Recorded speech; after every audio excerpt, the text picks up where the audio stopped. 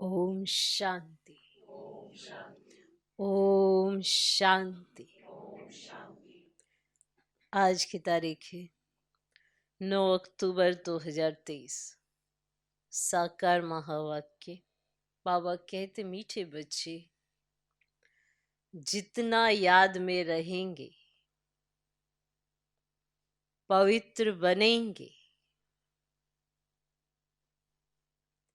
उतना पारलौकिक माता पिता की दुआएं मिलेंगी।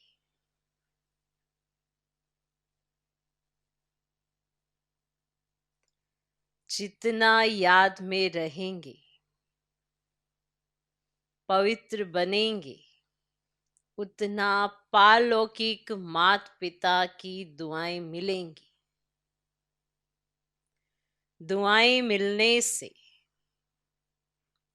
तुम सदा सुखी बन जाएंगे। दुआएं मिलने से तुम सदा सुखी बन जाएंगे। बाबा कहते, मीठे बच्चे, जितना याद में रहेंगे पवित्र बनेंगे, उतना पारलौकिक माता पिता की दुआएं मिलेंगी। दुआएं मिलने से तुम सदा सुखी बन जाएंगे। हर एक सुखी होना चाहता है, दुआएं लेना चाहता है, तो आधार है याद की यात्रा। याद में रहना है, पवित्र बनना है, तो दुआएं मिलेंगी। दुआएं चाहता हर कोई है, पर याद में कम रहते हैं। इसीलिए सुख भी कम भासता है। सुखी भी रहना हर एक चाहता है, पर जो आधार है ना सुख का, उस पर भी ध्यान देना है। अगर उस पर ध्यान नहीं दिया तो सुखी नहीं होंगे। इसीलिए बाबा कहते, जितना याद में रहेंगे पवित्र बनेंगे, उतना पारलौकिक माता पिता की दुआएं मिलेंगी। और दुआएं होंगी तो सुख होगा। माँ बाप के दिल से मेरे लिए दुआ निकले, हम ऐसा कर्म करें तभी तो निकलेगी ना। कोई ऐसा कर्म कर देंगे जो माँ बाप को पसंद नहीं आता, तो माँ बाप दुआ कैसे देंगे? फिर तो वो समझाने ही देंगे कि हम सुधर जाए। यही होगा ना। अगर हम हर कदम पर श्रीमत का ध्यान रखेंगे, जो बताया हुआ है उसको स्मृति में रखेंगे, तो बार बार रिवाइज नहीं कराना पड़ेगा। ये बार बार भूल जाते हैं, उसका कारण भी है कि याद की यात्रा कम करते हैं। अब याद कम होती है तो बुद्धि की एकाग्रता कम हो जाती है। बुद्धि में ये इमर्ज ही नहीं होता कि हमको बाबा ने कहा क्या हुआ है। फिर समय बीत जाता है, फिर याद आता है, अरे इस पे तो बाबा ने ऐसा समझाने दी थी, हमने तो ये किया नहीं। तो समय बीत गया, जब कर्म करने का समय आया तो वो कर्म वैसा नहीं किया जो श्रीमत परमान है, तो दुआ कैसे मिलेगी? और दुआ चाहिए सबको, सुख भी सबको चाहिए, तो दो ही तो आधार है। याद की यात्रा में रहना है, पवित्र बनना है, तो ऑटोमेटिक दुआ मिलेगी। दुआ मांगने से नहीं मिलती है, ऐसे कर्म करेंगे तो दुआ मिलेगी। तो जितना याद में रहेंगे पवित्र बनेंगे, उतना पालौकिक माता पिता की दुआएं मिलेंगी। और दुआएं मिलने से तुम सदा सुखी बन जाएंगे। आज का प्रश्न, बाप सभी बच्चों को कौन सी राय देकर कुकर्मों से बचाते हैं? बाप सभी बच्चों को कौन सी राय देकर, माना बाबा राय देते हैं ना, तो वो कौन सी राय देकर कुकर्मों से बचाते हैं? उत्तर, बाबा राय देते, बच्चे तुम्हारे पास जो भी धन दौलत आदि है वह सब अपने पास रखो, लेकिन ट्रस्टी होकर चलो।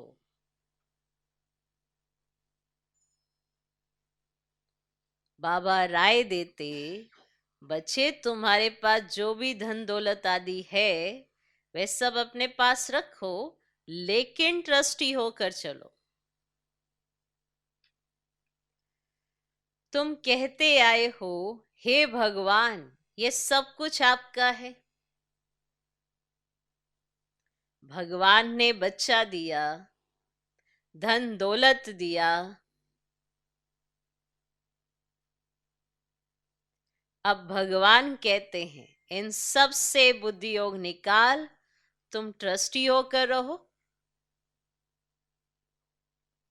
भगवान ने बच्चा दिया, धन दौलत दिया, अब भगवान कहते हैं इन सब से बुद्धि योग निकाल, तुम ट्रस्टी होकर रहो, श्रीमत पर चलो,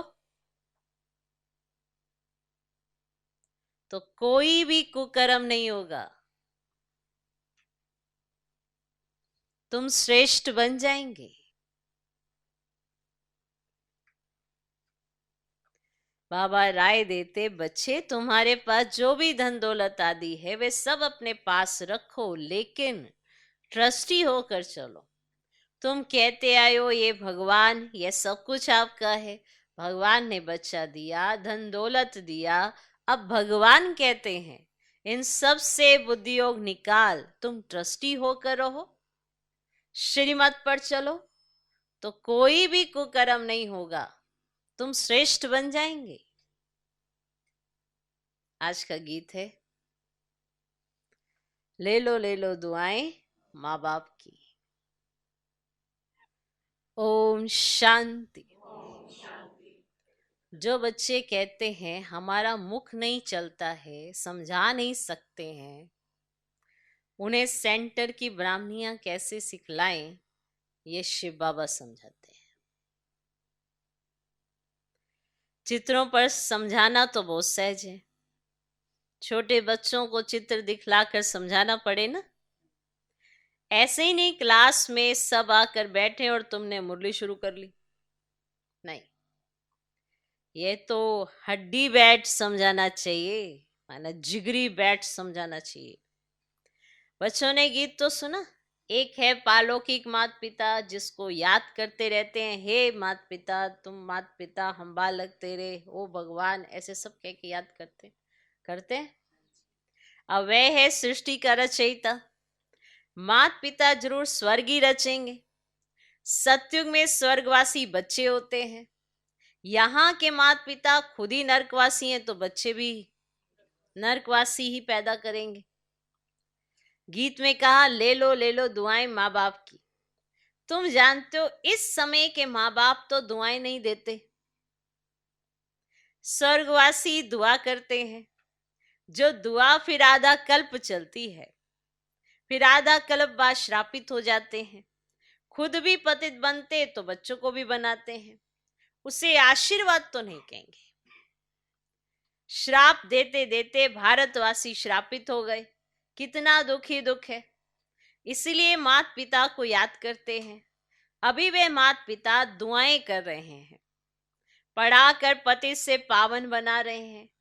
यहाँ है आसुरी संप्रदाय रावण राज्य, वहां है दैवी संप्रदाय राम राज्य। रावण का जन्म भी भारत में है, शिव बाबा जिसको राम कहते हैं उनका जन्म भी भारत में है। तुम जब वाम मार्ग में जाते हो तो भारत में रावण राज्य शुरू होता है, तो भारत को ही राम परम पिता परमात्मा आकर पति से पावन बनाते हैं। रावण आते हैं तो मनुष्य पतित बनते हैं, गाते भी हैं राम गयो रावण गयो, जिनका बहु परिवार है। राम का परिवार तो बहुत छोटा है और सब धर्म खत्म हो जाते हैं, सबका विनाश हो जाता है, बाकी तुम देवी देवताएं रहेंगे। तुम अभी जो ब्राह्मण बने हो वही ट्रांसफर होंगे सतयुग में, तो अब तुमको माँ बाप की दुआएं मिल रही हैं, माँ बाप तुमको स्वर्ग का मालिक बनाते हैं, वहां तो सुख ही सुख है। इस समय कलयुग में है दुख, सभी धर्म दुखी हैं। अभी कलयुग के बाद फिर सतयुग होना है। कलयुग में कितने ढेर मनुष्य हैं और सतयुग में तो इतने मनुष्य नहीं होंगे। जितने ब्राह्मण होंगे वही फिर वहां देवता बनेंगे, तो वे भी त्रेता तक वृद्धि को पाते रहेंगे। अब कहते हैं क्राइस्ट से 3000 वर्ष पहले सतयुग था, बिफोर क्राइस्ट और आफ्टर क्राइस्ट। सतयुग में तो एक ही धर्म एक ही राज्य है, वहां मनुष्य भी थोड़े होंगे। सिर्फ भारत होगा और कोई धर्म नहीं होगा। सिर्फ सूर्यवंशी ही होंगे, चंद्रवंशी भी नहीं होंगे।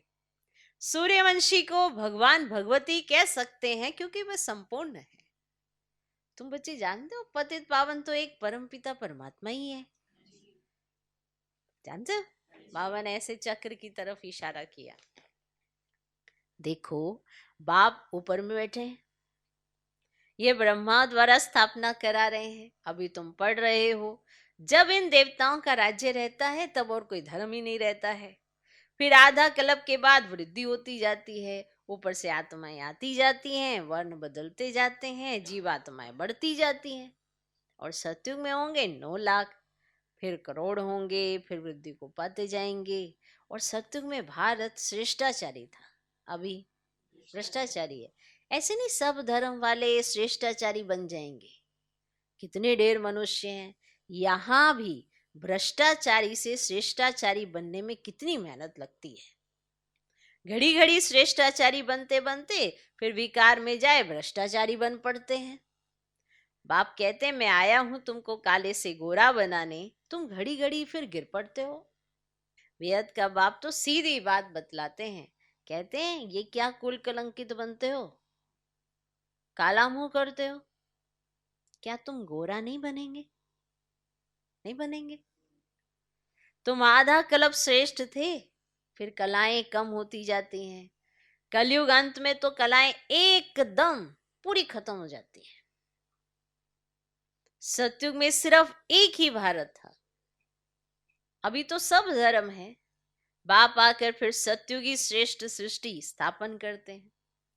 तुमको भी श्रेष्ठाचारी बनना चाहिए। श्रेष्ठाचारी कौन आकर बनाते हैं? बाप है ही गरीब निवाज, पैसे की बात नहीं है। बेद के बाप के पास श्रेष्ठ बनने आते हैं तो भी लोग कहते हैं तुम यहाँ क्यों जाते हो, कितने विघ्न डालते हैं। तुम जानते हो इस रुद्र ज्ञान यज्ञ में असुरों के विघ्न बहुत पड़ते हैं। अबलाओं पर अत्याचार होते हैं, कोई फिर स्त्रियां भी बहुत तंग करती हैं, विकार के लिए शादी करते हैं। अब बाप काम चिता से उतार ज्ञान चिता पर बिठाते हैं। जन्म जन्मांतर का कॉन्ट्रैक्ट है। इस समय है ही रावण राज्य, गवर्नमेंट कितने शाद मान्य करती है। रावण को जलाते हैं, खेल देखने जाते हैं। अब ये रावण कहां से आया? रावण का जन्म हुए तो 2500 वर्ष हुए हैं। रावण ने सबको शोक वाटिका में बिठा दिया है, सब दुखी दुखी हैं। राम राज्य में सब सुखी सुखी होते हैं। देखो वहां चिंतन इतना श्रेष्ठ रहता है कि दुख की बात ही नहीं। यहाँ तो अच्छी चीज में भी बुराई ढूंढ लेते हैं, बुरी चीज तो बुरी है ही। एक दूसरे से वो लड़ाई झगड़ा करते हैं ना, ये ऐसा कर रहा वो ऐसा कर रहा, सब रावण का खेल है। ये रावण की मत पर चलने से सबकी बुद्धि भ्रष्ट हो गई है। वही राम की मत पर चले तो श्रेष्ठ बन जाएं। अब यही तो बाबा सिखा रहे हैं, एक दो से नफरत या घृणा करने से क्या हो जाना है। एक दो की कर्म कहानी को देखकर अरे ऐसा ये ऐसा ये ऐसा, उससे क्या हो जाना है। बनाया तो रावण है ऐसा ना। और बाबा ने हमको शिक्षा दी है तो हम तो बन के दिखाए पहले। तो दूसरों में देखने की बुराई हमको बड़ी अच्छी तरह से चश्मा लगाना आता है, दूसरों में ये कमी है वो कमी है, ये नहीं कर रहा वो नहीं कर रहा। बनने आए हम श्रेष्ठ तो ध्यान तो देना चाहिए ना। तो यहाँ तो सब दुखी दुखी है, वहां सब सुखी सुखी है। राम राज्य में सब सुखी सुखी होते हैं। अब ये कलयुग का अंत, विनाश सामने खड़ा है। इतने करोड़ों मनुष्य मरेंगे तो जरूर लड़ाई लगेगी ना। सरसों मुआफिक सब पिस जाते हैं। अब देखते हो तैयारियां हो रही हैं, देख रहे हो। बाप स्वर्ग की स्थापना कर रहे हैं, ये ज्ञान और कोई भी दे ना सके। ये ज्ञान बाप पिया कर देते और पतित को पावन बनाते। सदगति करने वाला एक ही बाप है, और सतयुग में है ही सदगति, वहां गुरु की दरकार ही नहीं है। अभी तुम इस नॉलेज से त्रिकालदर्शी बनते हो, और सतयुग में लक्ष्मी नारायण में ये ज्ञान बिल्कुल नहीं होगा। भले वहां सब कुछ होगा पर ये ज्ञान नहीं होगा, सतयुग में नहीं होगा। तो फिर परंपरा से ये ज्ञान कहां से आया? अभी ये कलयुग का अंत, बाप कहते तुम मुझे याद करो। स्वर्ग की राजधानी स्थापन करने वाले बाप को और वर्षे को याद करो। पवित्र तो जरूर रहना पड़ेगा। वह है पावन दुनिया और यह है पतित दुनिया। पावन दुनिया में कंस, जरासंधि, हिरण्यकश्यप आदि होते ही नहीं। कलयुग की बातों को सतयुग में ले गए हैं। अब वहां भी अगर मनुष्य दुखी है तो स्वर्ग थोड़ा ही है। शिव बाबा आए हैं कलयुग के अंत में। आज शिव बाबा आए हैं, कल श्री कृष्ण आएगा। तो शिव बाबा और श्री कृष्ण के पाठ को मिला दिया है। शिव बाबा संगम पर आते हैं, श्री कृष्ण सतयुग में आते हैं, तो दोनों के पाठ को मिक्स कर दिया है। शिव बाबा ज्ञान सुनाते, श्री कृष्ण नहीं, पाठ मिक्स कर दिए। शिव भगवान उवाच, उन द्वारा पढ़कर श्री कृष्ण की आत्मा यह पद पाती है। उन्होंने फिर भूल से गीता में श्री कृष्ण का नाम डाल दिया है। यह भूल फिर भी होगी। मनुष्य भ्रष्टाचारी बने तब तो बाप आकर श्रेष्ठाचारी बनाए। श्रेष्ठाचारी 84 जन्म पूरे कर भ्रष्टाचारी बनते हैं। इस चक्र पर समझाना तो बहुत सहज है। झाड़ में भी दिखाया हुआ है, नीचे तुम राज्यों की तपस्या कर रहे हो, ऊपर लक्ष्मीनारायण का राज्य खड़ा है, अभी तुम थुर में बैठे हो, फाउंडेशन लग रहा है। तुम जानते हो फिर सूर्यवंशी कुल माना बैकुंठ में जाएंगे। राम राज्य को बैकुंठ नहीं कहा जाता है, बैकुंठ श्री कृष्ण के राज्य को कहते हैं। सोचो, राम राज्य को बैकुंठ नहीं कहेंगे, माना त्रेता युग को बैकुंठ नहीं कहा जाता है, श्री कृष्ण के राज्य को कहा जाता है बैकुंठ। अभी तो तुम्हारे पास बहुत आएंगे, एग्जीबिशन आदि में तुम्हारा नाम वाला होगा, एक दो को देखकर वृद्धि को पाएंगे। बाप आकर ये सब बातें समझाते हैं। चित्रों पर किसको समझाना तो बहुत सहज है। सत्युग की स्थापना भगवान ही आकर करते हैं, और आते हैं पतित दुनिया में, सांवरे से गोरा बनाते हैं। तुम श्री कृष्ण की राजधानी की वंशावली भी हो, प्रजा भी हो। बाप अच्छी रीति समझाते हैं। निराकार शिव बाबा आत्माओं को बैठ समझाते कि आप मुझे याद करो। अब यह है रूहानी यात्रा। हे आत्माएं, तुम अपने शांति धाम निर्वाण धाम को याद करो तो स्वर्ग का वर्षा मिलेगा। अभी तुम संगम पर बैठे हो, बाप कहते मुझे और अपने वर्षे को याद करो तो तुम यहां स्वर्ग में आ जाएंगे। तो जो जितना याद करेंगे और पवित्र रहेंगे उतना ऊंचा पद मिलेगा। तुमको कितनी बड़ी दुआएं मिल रही हैं, धनवान भव, पुत्रवान भव, आयुष्मान भव। और देवताओं की आयु बहुत बड़ी होती है, साक्षात्कार होता है। अभी ये शरीर छोड़ जाकर बच्चा बनना है, तो ये अंदर में आना चाहिए। हम आत्मा यह पुराना शरीर छोड़ जाकर गर्भ में निवास करेंगी। अंत मते सोगते। बूढ़े से तो हम क्यों ना बच्चा बन जाऊं। आत्मा इस शरीर के साथ है तब तकलीफ महसूस करती है, आत्मा शरीर से अलग है तो आत्मा को कोई तकलीफ महसूस नहीं होती है। तो शरीर से अलग हुआ, खल्लास, हमको अब जाना है। मूल वतन से बाबा आते हैं लेने लिए। अब यह दुख धाम है, अभी हम जाएंगे मुक्ति धाम। बाप कहते हैं सबको मुक्ति धाम ले जाता हूं, जो भी धर्म वाले हैं सबको मुक्ति धाम जाना है। वे पुरुषार्थ भी मुक्ति में जाने के लिए करते हैं। बाप कहते हैं मुझे याद करो तो मेरे पास आ जाओगे।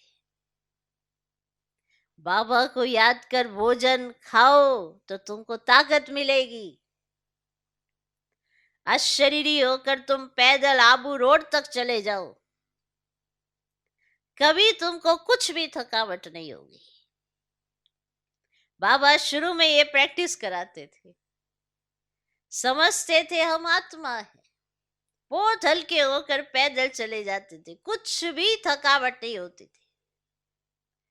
शरीर बिगड़ तुम आत्मा तो सेकंड में बाबा पास पहुंच सकती हो।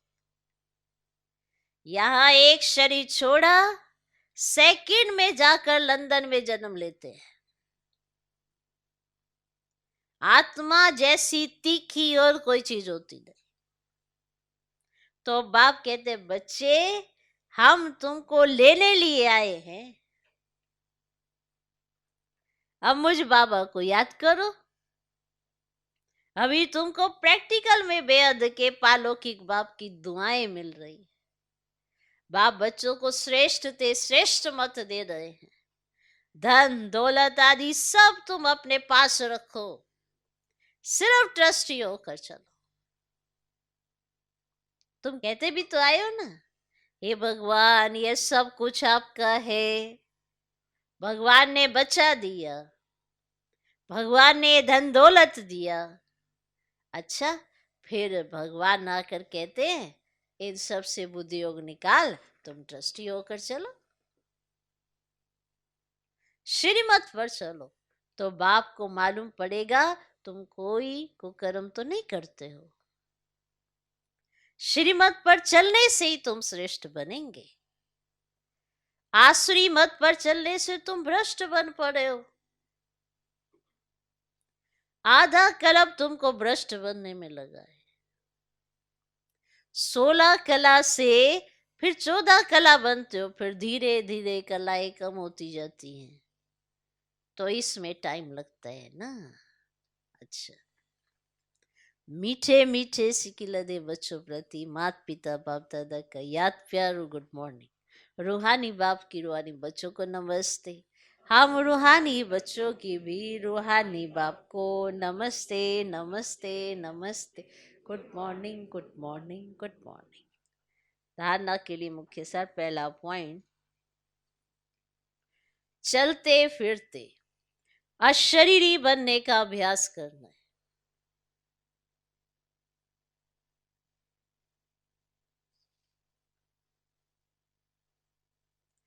चलते फिरते अशरीरी बनने का अभ्यास करना है। भोजन एक बाप की याद में खाना है। भोजन एक बाप की याद में खाना है। दूसरा पॉइंट, माता पिता की दुआएं लेनी है।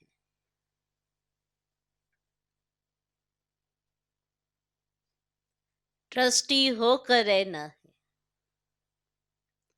कोई भी कुकर्म नहीं करना है। माता पिता की दुआएं लेनी है, ट्रस्टी होकर रहना है, कोई भी कुकर्म नहीं करना है।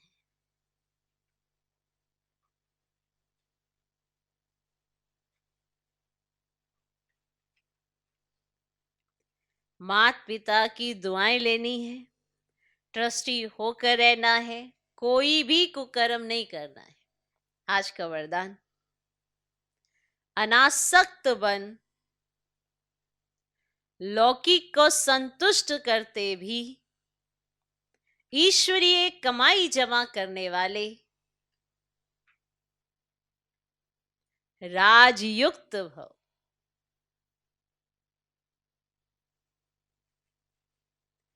अनासक्त बन, लौकिक को संतुष्ट करते भी ईश्वरीय कमाई जमा करने वाले राजयुक्त भव। कई बच्चे लौकिक कार्य, लौकिक प्रवृत्ति, लौकिक संबंध संपर्क निभाते हुए अपनी विशाल बुद्धि से सबको संतुष्ट भी करते और ईश्वरीय कमाई का राज जानते हुए विशेष हिस्सा भी निकाल लेते। ऐसे एक नामी और एकानॉमी वाले अनासक्त बच्चे हैं जो सर्व खजाने, समय, शक्तियां और स्थूल धन को लौकिक से एकानॉमी कर अलौकिक कार्य में फराक दिली से लगाते हैं। ऐसे युक्ति युक्त राजयुक्त बच्चे ही महिमा योग्य हैं। वहां भी पूरा निभाते और वहां से अलौकिकता में पूरा निभाते। कैसे निभाते? विशाल बुद्धि से। ये नहीं कि उनमें बुद्धि फंसाते, वहां निभाते, ट्रस्टी रहते और सर्व खजाने, समय, शक्तियां और स्थूल धन को लौकिक से इकोनॉमी कर अलौकिक कार्य में फराक दिली से लगाते हैं। ऐसे बच्चे, ऐसे युक्ति युक्त राजयुक्त बच्चे ही महिमा योग्य हैं। आज का स्लोगन, स्मृति स्वरूप बनकर हर कर्म करने वाले ही प्रकाश स्तंभ बनते हैं, माना लाइट हाउस। स्मृति स्वरूप बनकर, बाबा ने जो कहा वो इमर्ज रहा, वो याद रहा, वो स्मृति में रहा, उसके आधार पर कर्म किया, तब तो वो लाइट हाउस बनेंगे, तब तो वो प्रकाश स्तंभ बनेंगे। लाइट हाउस का अर्थ क्या है? दूसरों को रोशनी देने वाला, दूसरों को रास्ता दिखाने वाला। तो अगर अपने जीवन में आपने हर कर्म श्रीमत परमान किया तो दूसरों के लिए आप लाइट हाउस बनोगे। अपने कर्मों से दिखाओगे कि आपको क्या शिक्षा मिली है, आप किन शिक्षाओं पर चलते हैं। सिर्फ शब्दों से नहीं, कर्मों से। शब्दों से हर एक देखने में आपको आजकल बहुत अच्छा दिखाई देता है, चारों तरफ शब्दों से दिखाने वाले बहुत अच्छा सुनाया, बहुत अच्छा सुनाया, पर कर्मों से दिखाना है तभी लाइट हाउस कहलाए जाएंगे। और कर्म स्मृति पर निर्भर करते हैं कि आपकी स्मृति में क्या है। तो स्मृति स्वरूप बनकर हर कर्म करने वाले ही प्रकाश स्तंभ, माना लाइट हाउस बनते हैं। ओम शांति।